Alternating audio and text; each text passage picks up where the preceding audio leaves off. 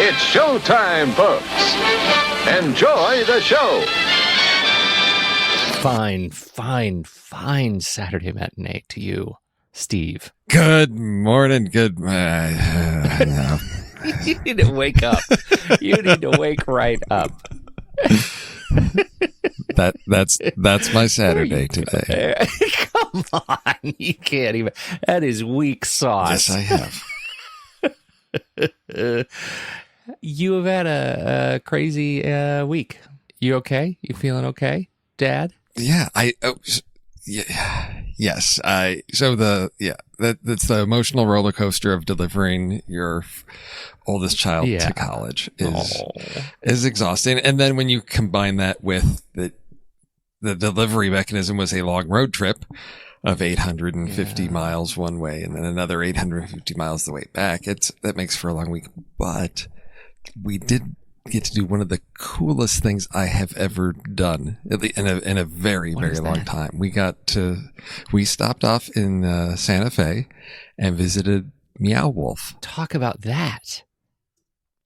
Okay. Have you heard of what this thing is? No, I did. Okay. You posted this in Discord. Okay. I have no idea what Meow this is. Meow Wolf is started off as a local collective of artists, and they were doing unique installations of art. And I think it was, maybe 5 years ago, they did this grocery store that they opened in sort of a not downtown area, not in the arts district. They went sort of more, suburban area and opened this grocery store, but all the products inside were, not real products, but they promoted it and did commercials for products, everything. And people walked into this grocery store thinking it was, this new, local grocery store opening up, but, with unusual and bizarre products. And it, freaked people out.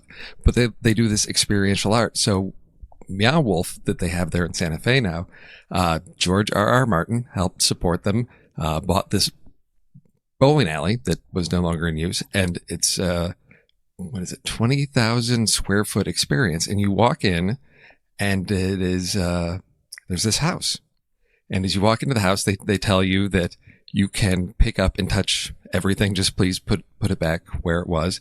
And there's a story. There's a family, and the father was sort of involved in paranormal research and astral projection, and something goes wrong. And you learn about this by, look, on the coffee table, there's his planner, and you can flip through and see appointments and notes. And then there's a newspaper and all these other artifacts you can pick up and read.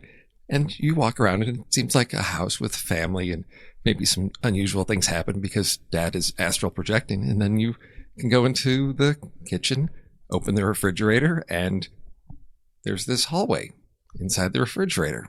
And you walk down this hallway and all of a sudden you're in the control room of some type of interstellar transport, and you can go to other rooms and you then enter just this most unique and bizarre artistic hands-on experience. There's musical instruments. One room has a laser harp.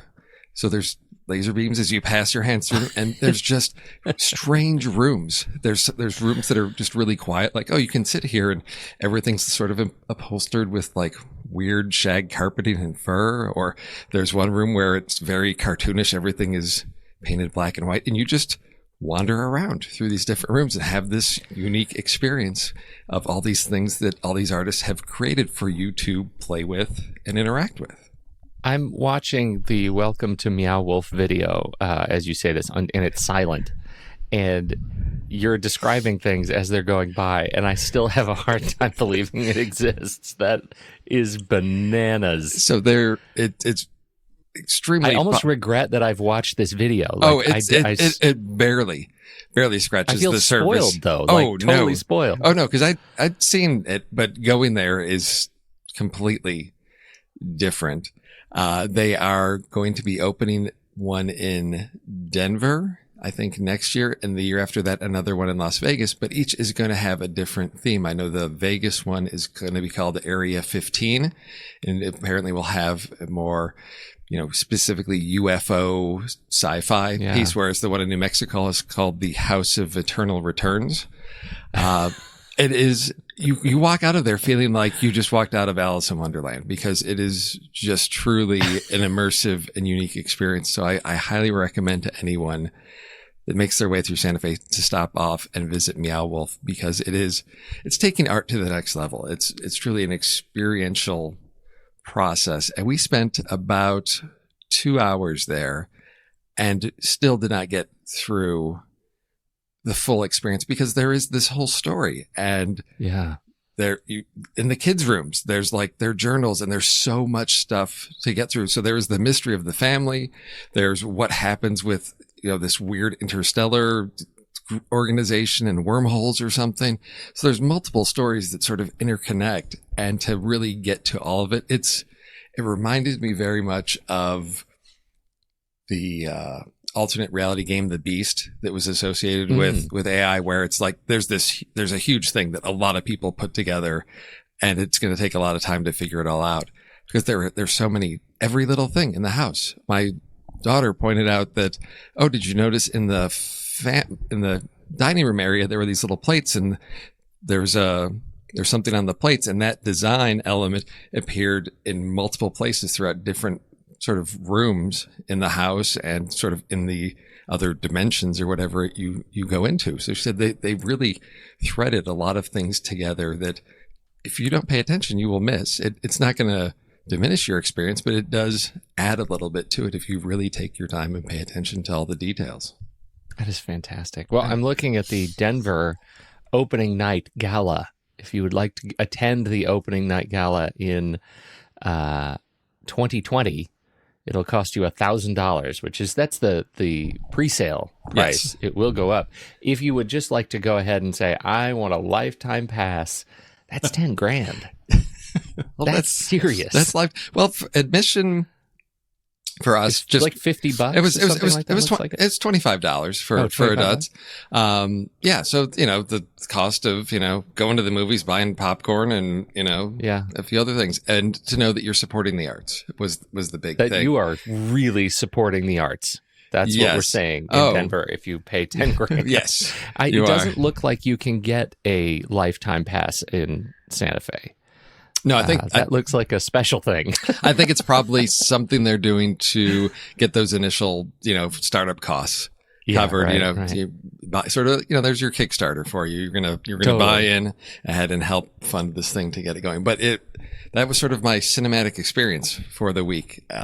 So I'm still recovering, because there's so many moments that just resonated with me, that there were soundscapes in there that keep coming back into my head, just certain images that just really stick with me. So that's the highlight of my week.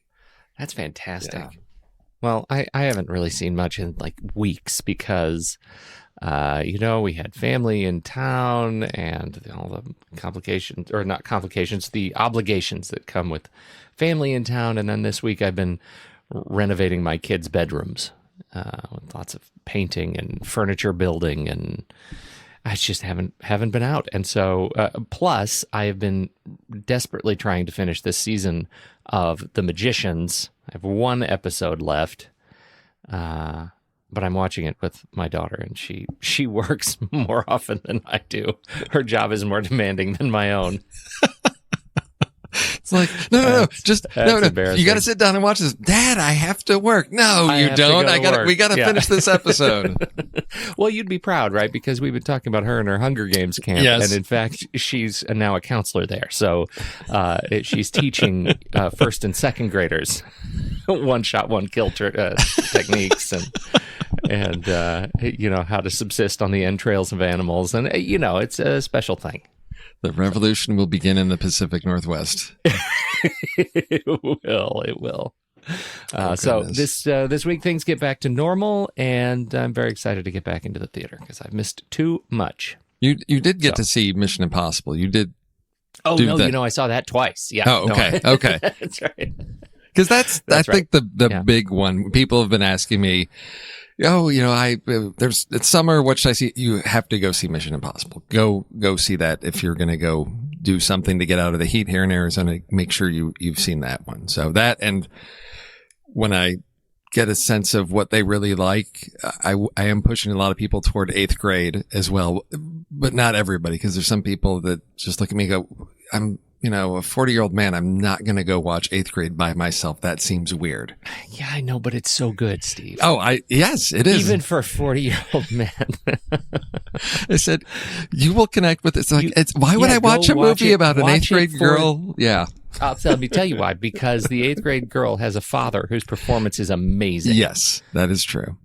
It is amazing. So yeah, those two are highlights for very, very different reasons. For Mission Impossible, the second time I saw it, I found myself thinking, this is great. I really enjoy this movie. It is fantastic. It is an adrenaline rush. I can't tell if I get more joy out of the movie itself or out of knowing that Tom Cruise is, a 56-year-old freight train who's doing all this stuff himself. You know what I mean? Yeah. It's, if you take the major action sequences out of the movie and what's left. Like what, 5 minutes? I could make that a rhetorical question. You know what I mean? Yes. So I deeply enjoyed that movie because it is a movie about action sequences. That's what it's supposed to be this summer, and that's great. That's it doubles down on everything that Mission Impossible, the franchise, is in cinema, the cinematic universe, the MICU. In terms of what it is, this was the best version of it for me. Oh, also by far, yes. Yeah. So it was great. Totally worth seeing. Worth seeing twice. I enjoyed it. I'm gonna go jump out of airplanes. No, don't jump out of airplanes. I can't say don't straight face. Jump across buildings. Don't drive your motorcycles. Never jump across buildings. No. Shiminy Christmas. That's the worst. Yes. Don't fall off a rope. I'm sure you've watched some of the interviews now, yes. Right? The stunt, behind the scenes stuff. Oh, yeah. Watching him talk about that helicopter stunt, which was amazing, having him fall off that rope, yes, catch the net, and then climb up the rope again. And here he says, man, that was a tough day. I had to climb that rope a lot. And I'm thinking, just climbing the rope once would have been an absolute feat for me. Yeah, that's a day. That's literally it. I'm done. Supporting my own weight on the rope. Like, let's just say I don't even have to climb it. I just have to hold on. Mm-hmm. Oh, yeah. That would have been a stretch. Right. You just need to hold yourself for 30 seconds on this rope. Okay. No. Can I get my stunt double? What? Yeah. I know it's a movie. I'm just going to let go. I can't do it. Anyway, all right. Well, we should talk trailers, because speaking of, it felt like kind of a tough week for trailers. Oh my, yes. This was. There's sometimes I look at. Was there anything? Are there any trailers? Is there anything new that is actually not just garbage that's out there? Can you sift through to find something redeeming out there in the trailers? And I think we did a pretty decent job this week. I have to say, I think we did. And it took me a long time to land on mine, but I'm very pleased I did. And I haven't even heard of yours. Do you want to start? Sure. I had not heard about this, but it was one that I said, well, let me just give this a look, see what this is, because everything else wasn't getting me anywhere. And as I watched this trailer, I thought, this is unexpected. This is all about Nina, which is about a stand-up comedian whose career is starting to take off, and she moves out to LA. Her personal life is a bit of a disaster, and she meets a guy, and it's really a character piece about Nina, played by Mary Elizabeth Winstead, and the man she meets out there in LA is Common. Really compelling, I think, character study here. This is the first feature film from writer-director Eva Vives. I'm going to pronounce it, and I may be pronouncing it wrong. But this just, as I watched the trailer, I thought, this is one of these unexpected discoveries. These are the types of movies JJ and I love to discover on Trailer Rewind. So you're planting. This is a plant. You're planting your own pick for Trailer Rewind. Of course.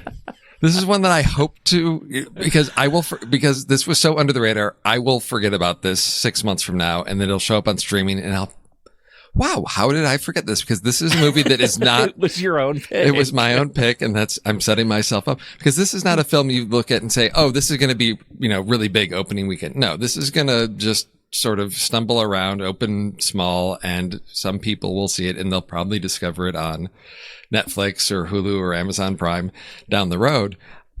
But these are these films that I really enjoy. And for me, particularly stand-up comedian, when we've in our house have had lots of discussions about the challenges for women in the field of comedy, and that it seems that the route that a lot of them have had to take is, I really need to be vulgar because that's what is going to get attention. Whereas you've got guys can do like cleaner comedy and it can be really successful. But for the women, it seems they really need to go raunchy and vulgar to get the attention and the laughs, because if they play it clean, it's like, oh, she's a nice girl. That's not going to get them the attention and the fame that, in that industry. So this one, I'm really interested. Just Mary Elizabeth Winstead is one of these.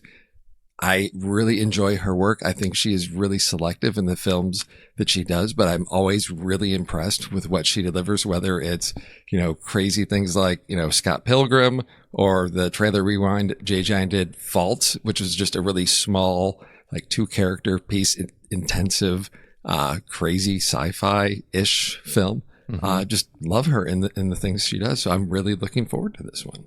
Me too. And I'll tell you, Common, I was super impressed just with him in this trailer, and I feel like he's a guy I've sort of written off as an actor, and then you start looking at his credits as an actor. And yes, he is pretty amazing, and every movie that he's in, I say the same thing. That Common, he's going to be something. He's already really something. Like, he does some great stuff. I love seeing him in this kind of a movie. It is a different kind of movie, and it looks like, when you look at the stuff that he's got in post-production, stuff that's completed, not yet released, it's just fantastic. I'm deeply looking forward to The Hate U Give. He's in that one. He's just got a lot of really interesting stuff going on. And he's one of those interesting actors where he doesn't, like when he's interviewed, he doesn't convey a whole lot of personality, but his performances tend to be, I think, really strong. So I'm excited to see this one. Excited to see what they do and what he does opposite of, oh, Mary. I like her so much.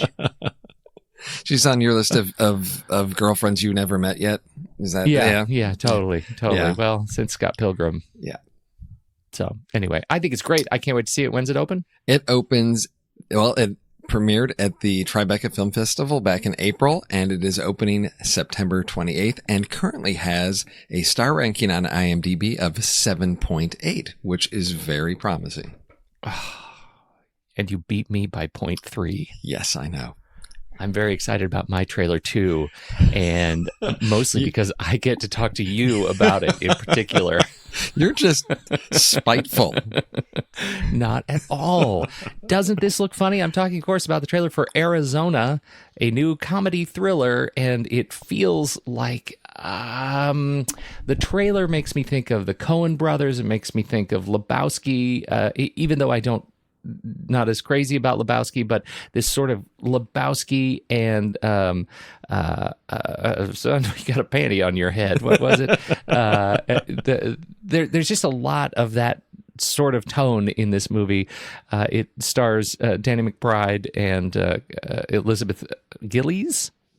There's another one I don't know how to pronounce. One of my favorite women in comedy.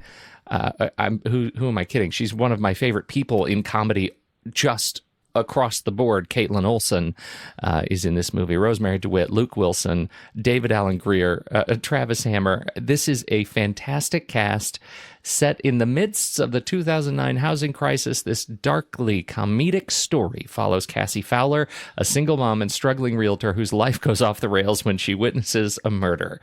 It is... I found myself just really chuckling at this trailer this morning. It was a redeeming light in a dark search for trailers to talk about on this show. I can't believe I haven't heard of it, and I just can't wait to see it. How did it strike you? Do you get the same vibe? Yes, exactly. And I'm puzzled by the description because you said it's a comic story that follows Cassie Fowler, a single mom and struggling realtor, but the trailer really presents this as Danny McBride, and they're really playing up his character and his his story of dealing with the recession and all of that. But I think that's the challenge with this trailer is it's presented as Danny McBride vehicle, and that may not be what we get. But for me, there are still enough humorous moments in this trailer to know that this is going to carry that darkly comic side. And if it is focusing on the mom as the realtor and the struggles, of living through that sort of financial crisis, it's a different movie. It's not going to be the laugh out loud, rolling on the floor comedy, but it's going to be one of these nice dark comedies that has something interesting to say and poking at what was going on in 2009 and just remind us of how crazy things were at that time. And it's Arizona. It's set in a fictional Arizona town, which is fine. And they probably, yes, that is not. Is it really though? Really? Well, I can tell you it's filmed in a fictional Arizona town because nobody shoots movies in Arizona. So even though this is called Arizona, I can pretty much guarantee you it was probably shot in New Mexico or California, not Arizona at all. Yes, I see. Filming location, Santa Clarita, California. There you go. So let's... One more strike for Arizona. Let's mock you in this film and, again, point out to everyone nobody shoots in Arizona because we are not a film-friendly state. Oh, that's sad, Steve. It is. Tier. It is. But well, this one is a 7.5 on the IMDb Richter scale. When is this? When am I going to be able to go out and see Arizona here in Arizona? You'll probably have to go to California to see it. It opened. It actually cruised through Sundance in January of this year. It hits the Fantasia International Film Festival for our Canadian friends, or it actually already did just a couple of weeks ago, 31st of July. So if you're in Canada and you've seen this movie, let us know how it is. And it opens in the United States in a couple of days, August 24th. So it doesn't look like it's going to be opening wide, but we'll see. Those are the only release dates listed, and in this kind of proximity, I don't know. I don't know if we're going to get to see it.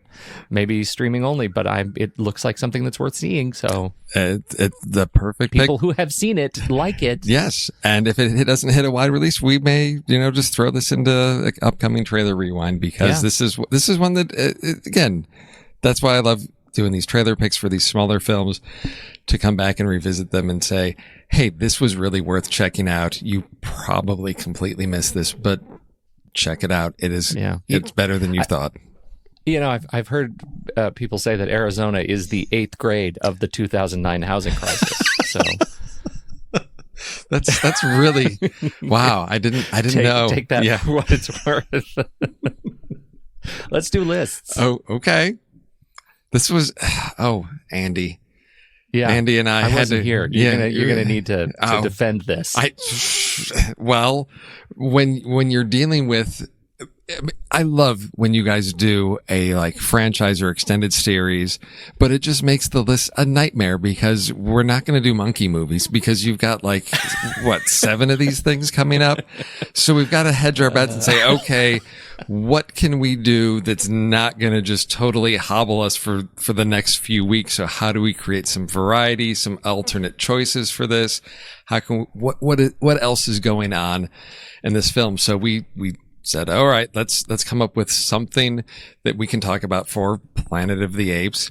And we ended up, I think our final category that won was far ahead of everything else. And so this was social commentary in genre films, which I love because when you are in a genre that allows you to tell a story, it was one of the things I love about, Star Trek, original Star Trek, is Gene Roddenberry said, I'm going to do things. I'm going to say things. I'm going to point out some of the issues in society today, but I'm abstracting it into a science fiction realm. So it's not abundantly clear that I'm picking on something specific or really directly.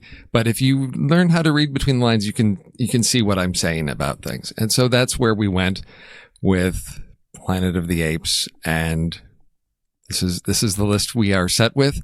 I'm looking forward to your Woody Allen pick that you're going to have on your list. I'm going to go ahead and lay it out, Steve. I've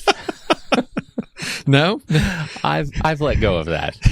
I know you and Andy haven't, but I just need it out there. I think I'm done. I tried. I actually tried this week, and I thought, I don't want to. Yeah.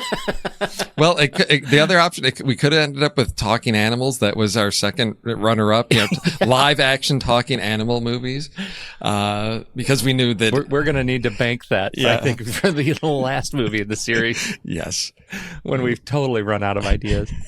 And the third option was twist endings, but that, again, I think our fans here picked social commentary because everybody knows that there's going to be no surprises with twist endings. Talking Animals live action doesn't really, there's not a whole lot there. So I'm hoping we don't have a lot of steals this week dealing with social commentary through genre films, because for me, there's a lot of really good films out there that can fall into this category. So I'm happy to, with I had a feeling you would be. This seems like a category right up your alley. And since this is this is kind of where you live, Sensei, I hope you will teach me the ways.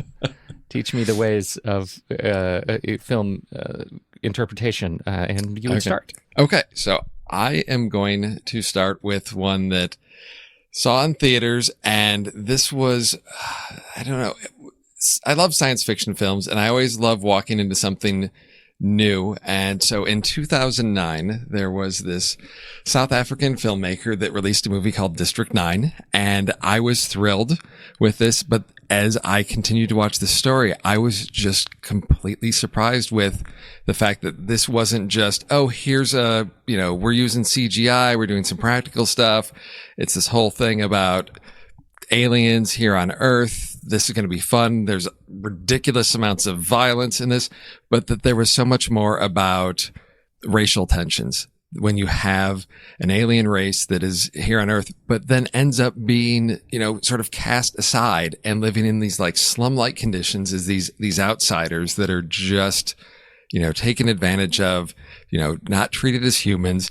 And to know that this is coming from a filmmaker out of South Africa, I thought this is a really interesting story for him to be taking on, drawing on what he has experienced and seen in his country, and to craft this really compelling sci-fi story that stands alone really well, but to see this whole other theme and story through here about what does it mean to, when we create people as others and separate ourselves, that we can be really cruel and inhuman to them when we sort of isolate them, give them their own space and say, you are different and separate from us.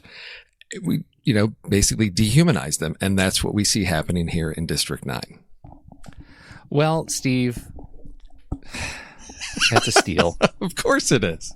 It's a incredible steal. I totally agree with you. Using aliens to comment on, remaining post-apartheid struggles in South Africa and, just a generalized cultural fear of immigration.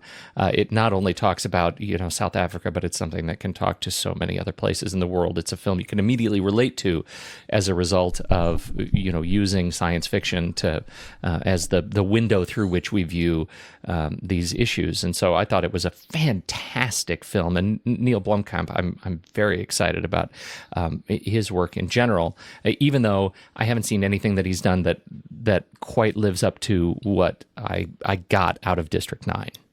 No, I agree. I think that's the struggle that he is dealing with right now is, came out of the gate with this and, followed up with Elysium and Chappie and is still living in that sci-fi realm, but just hasn't captured that lightning in a bottle again with something that just works well. But he does have, he's doing some online stuff on YouTube. He's doing these short films that are really strong, really solid. And he's just sort of playing around there on YouTube, on his channel that I will point you to just check out some of the shorts. He's got one with Sigourney Weaver in it. He's just sort of living in that free area where free of, the financial expectations of a, big tentpole release. it gives him the room to experiment. I think maybe rediscover his roots a little bit and just focus on, can I tell a really good story really well? And can I do it with some really cool effects? So he's playing around online. So I'd recommend checking that out. Well, my first pick is actually my backup pick, and you've already mentioned it. I wanted to pick Elysium as a backup if you pick District 9. And I have a reason. Okay. Because, what we got with District 9 was, for the savvy viewer, you get that the cultural stuff is coming through. You get that the social commentary is coming through. But if you just watch the movie, you don't have to, right? Elysium comes back and it wears the cultural commentary so heavily on its sleeve, right? The wealthy, the poor, the tenement districts on Earth, and the beautiful, med chambers in your room, in your own room, kind of ring in the sky, signifying wealth and affluence, and the separateness of these two worlds it is like the narrative is the cultural commentary. And I think that's part of the reason that people who didn't like the movie didn't like the movie, because it was so heavy-handed in the statement it was trying to make, that it comes across as more of an advocacy film, right? That you're going to get the point that I'm trying to make here, come hell or high water. And I think that's one of the things for me that makes one of these movies really work, is just how cleverly or subtly they're able to make the statement not get in the way of the narrative of the film. And this is a movie where I actually enjoyed Elysium. I thought it was great. I think it is worth being above the 6 stars on the IMDb Richter scale, but only slightly. It's currently coming in at 6.6. I enjoyed the experience. I thought Matt Damon was good. I had fun in that movie, but the people I talked to about it, many of them don't agree, and I can see why. Yeah, that's a film that I want to love so much, but it continues to just always fall short of fully realizing like the potential that is there. And I try to always visit each movie sort of separate from the, I want to go to Elysium separate from District 9. This is a separate project. Let me take this is what it is on its own. I shouldn't bring my expectations. Does it succeed at doing what it's trying to do? Yes, and it's entertaining. It is enjoyable, but I felt like I do give him credit for reaching for something big, and you can fall short, but at least having the ambition to keep reaching big for him, mm-hmm. and that's what I really enjoy about Elysium. Yeah, there's lots of, as Andy will say, there's lots of things to have quibbles about, but this is one that I think you can still just put on, and it's an enjoyable film. Definitely. Yeah, yes. I think so too. Yeah. So there you go. So we've got a couple of Blomkamp things in our position 3. Yeah. Where are you going from there? Okay. It's hard. See, you say position 3 like I'm ranking these, and I sort of am. Ranking them. Yeah. Oh gosh. Okay. No, you're ranking them. Yeah. Okay. So it's a countdown. Okay. So my next one's probably going to be another steal, I'm hoping. This one I'm going with the Netflix original from just this past year. I enjoyed this. It just touched the inner teenager adolescent within me to take a, gritty urban cop drama and throw in elves and orcs into it. I'm talking about Bright, which so many people have so many issues with, but I just love this film so much. It just runs 110% with this concept of it's LA, but there's orcs and there's fairies and there's elves and all that Dungeons and Dragons nerdery going on, but it's just a cop buddy movie, and it knows what it is and embraces it 100%, and I love it for that. And the piece that works really well is the whole class system of, you've got the elves that are like the really elite Hollywood, moneyed, power brokers up there. And then the orcs are basically your social outcasts. That's your gangs, your thugs. they're the ones that have been just, kicked and cast aside. And you've got Will Smith as this cop who has an orc as a partner because of a diversity program. And so he's dealing with these issues of, I've got this social outcast that wants to be a police officer and I've got to deal with this. And just, it works so well for me. I just really enjoyed it. I haven't seen it. What? This is like in your wheelhouse. What is it? Is totally in my wheelhouse, and I don't know. I honestly, I can't explain it. Maybe I can explain it. It came out, and there were people who immediately went and watched it, people who I trust, and they did not have as glowing a commentary about the film as you do. And so I kind of put it on the back burner, and I'm starting to regret that, Steve. You're one of those people I also trust, and I feel like I need to go watch it, like take a break from the show and go watch it right now. Oh, yeah. This is it's a perfect Saturday afternoon thing to just sit down and watch. And I think as long as you have measured expectations and know that, it's not Oscar, contender of like, wow, this is groundbreaking, but to know what it is and have fun with it. Joel Edgerton as the sidekick, I didn't recognize him. I mean, he just really morphs into this orc. And then you've got Numi in here as this elf, and there's magic, and so many great. You're gonna love this one. This feels like something I want to fly up there, sit down, and watch this with you, and just actually watch you watching this to see how you react to this one. Well, I'm going to put it on the list. Thank you for that. I want to go back in time a little bit to 1988. And we're going to talk about the most expensive anime film of its time.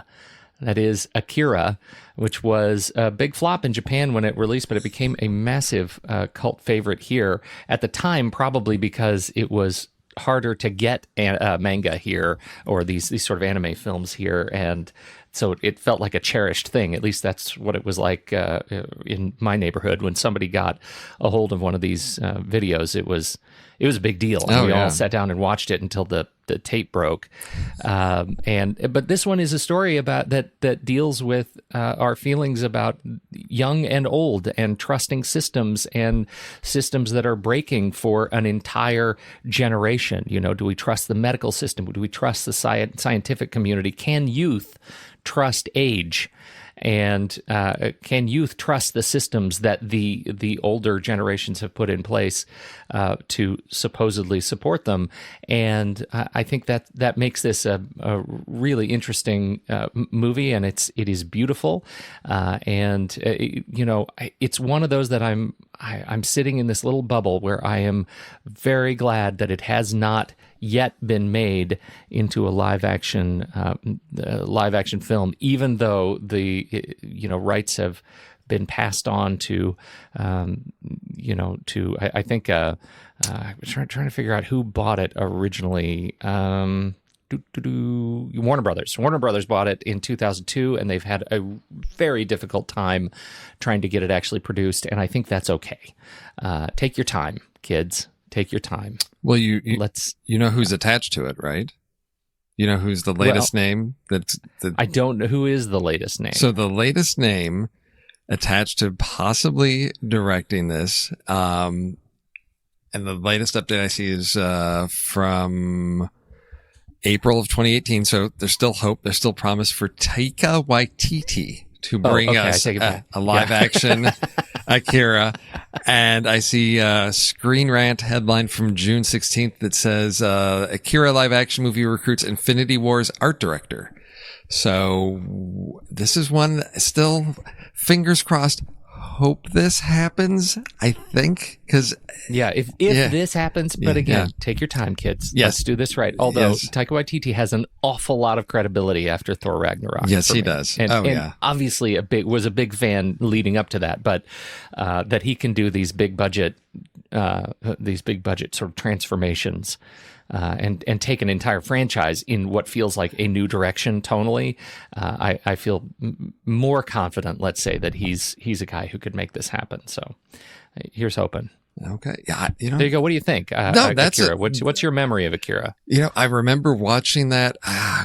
Must have been, maybe between high school and college, seeing that, because it was one of those rumored things of like, oh, you got to see this. This is this crazy cartoon. You've got to watch this weird, cartoon, and watching it and then being very entertained, and then felt like, what did somebody put in my popcorn? Because the end of this movie just goes bonkers, like crazy. And I thought, I got what you were saying, and now I have no idea what is going on. I have never seen anything like this. What? Yeah. Let me watch this again. No, I really enjoyed this. This was, sort of the first, anime manga type film I'd seen. So I was like, cartoons, those are for kids. Oh no, they're not. And just had a really good time, and have sort of waited and watched to see if we get a live action version of this, because I'm glad it's something that's happening now rather than 10 years ago, just so that it can capture that insanity very realistically. That was the great thing about anime with films like this. You can do all these crazy things. You can do it in an animated world and let that imagination run wild. Trying to capture that live action, before you have the technology to really do it, ends up with all kinds of disasters. So I'm cautiously optimistic that they can capture sort of what made that film really work and translate that into live action. So I'm looking forward to seeing that, bringing it to a new audience. Yes, a new young audience to experience this. I too, I guess I'm with you, cautiously optimistic. There we go.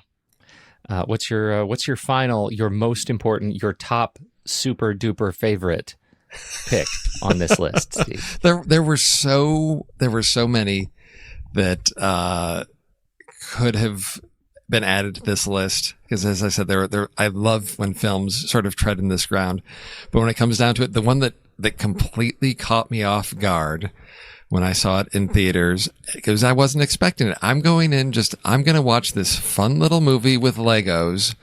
And then all of a sudden it turns into this whole thing about when you've got the master creators, and you've got, Will Ferrell is this dad who's like this strict rule follower of like, no, you've got to like do it by the plans. You can't be making your own thing with this, that it was designed for this purpose. And it got in this whole issue about copyright, and then free use and public domain, and what can you do something and use something just as it's intended, or can the creative community take that and modify it to make something new out of it?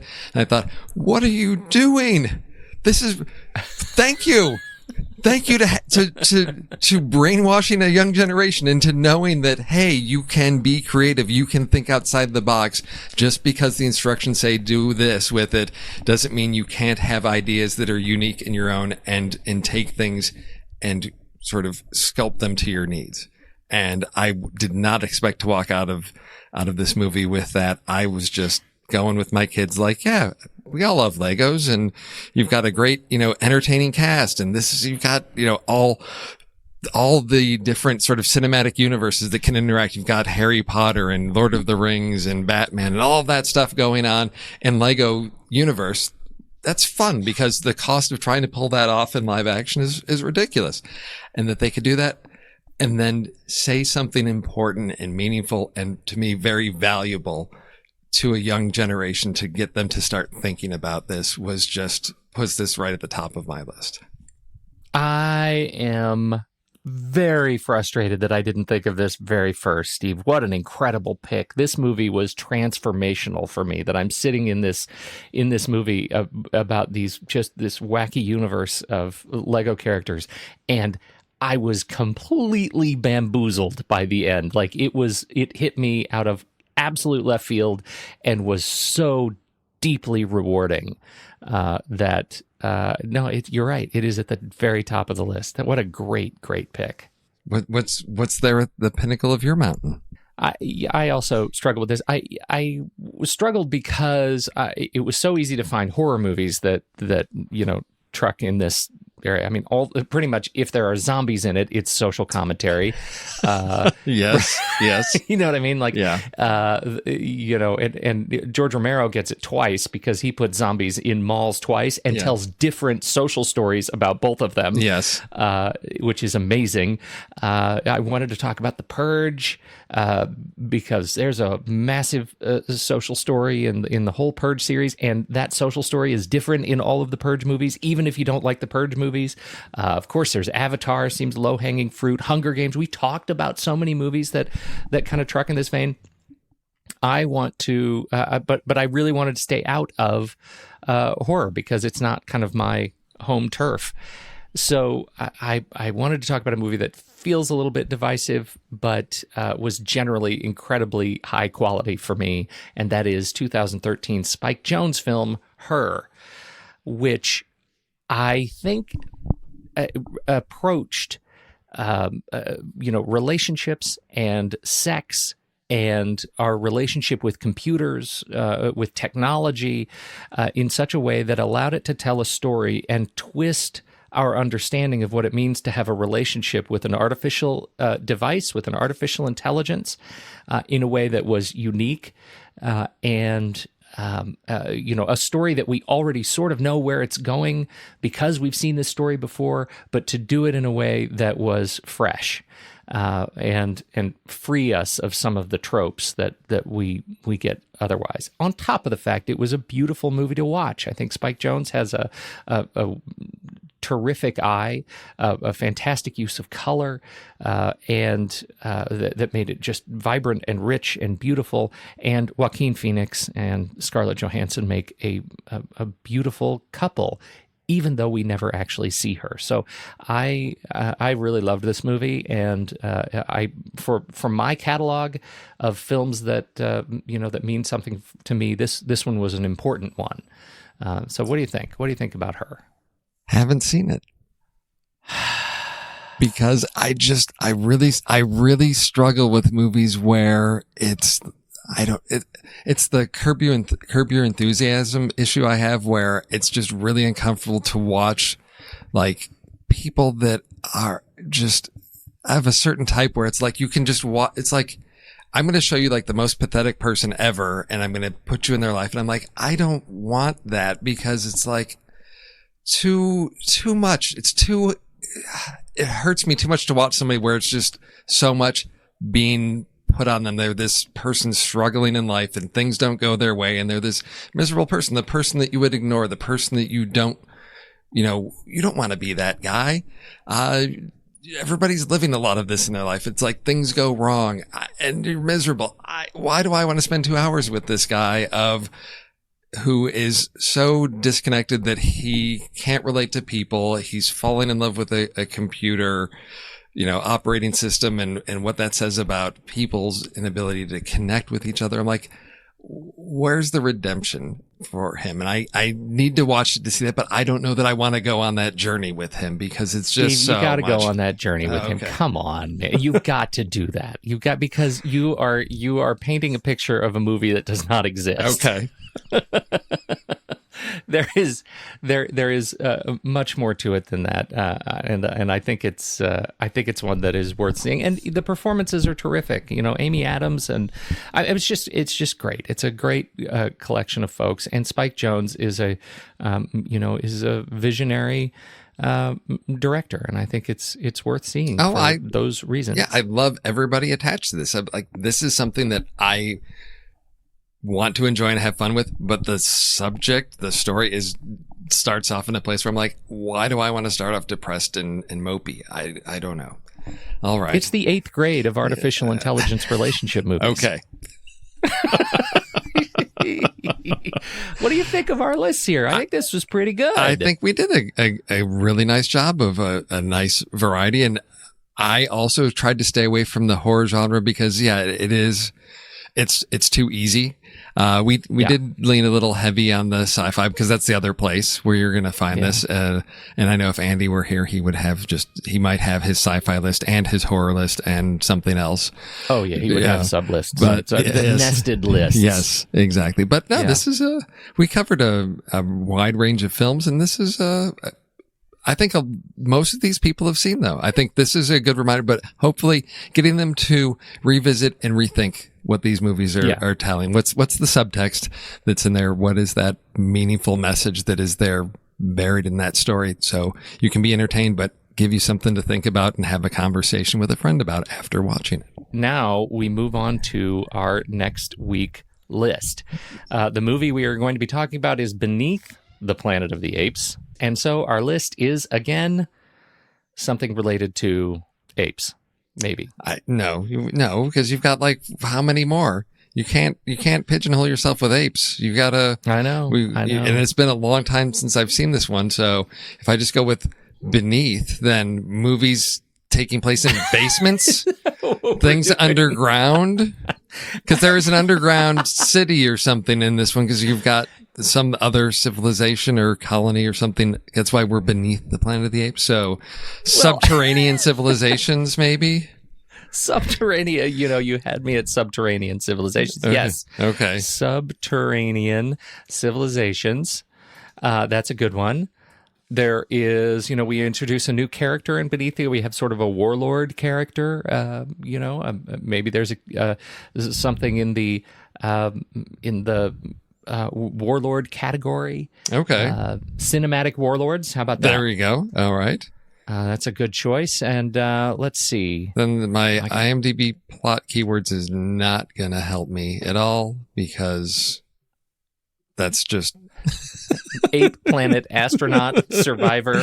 Oh, Underground City. They got us. Okay. Oh, the sole black character dies cliche. Okay. Well, there's no spoiler alert there for people. Kicked in the stomach. There we go. Oh, excellent. Oh, how about good versus evil or cheering? This is crying out loud. So this is you've got the sort of like the telepathic people underground, right? That's what this one is. That's the whole underground. Okay. Yeah. That's right. That's right. The mole people. The mole people. Oh, here's one. Hanging upside down. I'm telling you, IMDb keywords are choice. How about church organs? Movies with church organs. Is there like some type of nuclear like threat? Don't they have like some? Here's one. Okay, Steve, this is a good. So they in the end of the movie they worship a nuclear bomb, right? Mm-hmm. There's the whole worshiping of the thing that will ultimately destroy you. What is that? I don't know. That's so we've got like the future civilization that's worshiping like ancient technology or the destructive technology. Yeah. Yeah. Cause the whole, you know what it is there's the we have to do the world ends movies. Oh, okay. Like end of the world movies. Of the world movies. Okay. Yeah. Yeah. That's the big twist. Spoiler, everybody. They blow up the planet. You maniacs, you blew it up again. Good. So we've got subterranean civilizations, cinematic warlords, and end of the world movies. That should be a good list for next week. I'm very excited about it. And hopefully we've once again made Andy proud. Sure hope so. That's what it's all about. Andy, we're doing this for you. Yes. That's right. Thanks, Steve. What's the next thing you're going to go see? I don't know. I'm intrigued with many things, but I'm catching up on TV shows, and I got hooked into on Hulu Dirk Gently's Holistic Detective Agency. Which is amazing. So we finished the first season. We're about halfway through the second season, and it's a Saturday where it's just, you can spend 4 hours getting through a bunch of episodes and finishing that off. I'm not enjoying the second season as much as I did the first season, but I also know everything holistically comes together at the end. So I'm very interested to see how they tie all of this together because it's bonkers and it's just really enjoyable. So that's probably what I'm going to be doing today. Now that everybody's back in town, I need to finish the first season of Cloak and Dagger. Oh, okay. Which we've been watching diligently, and The Magicians I already mentioned. And so, yeah, I'm a little bit mired in TV land now while I sort of finish some of these things. Well, but, we've got to do it because Andy doesn't watch TV. So exactly. We've got to... we're doing it because he won't. That's right. That's again, right. Andy, we're doing it for you again. It's all comes back to Andy. All right, man. Thanks for a good chat this morning. Hondo.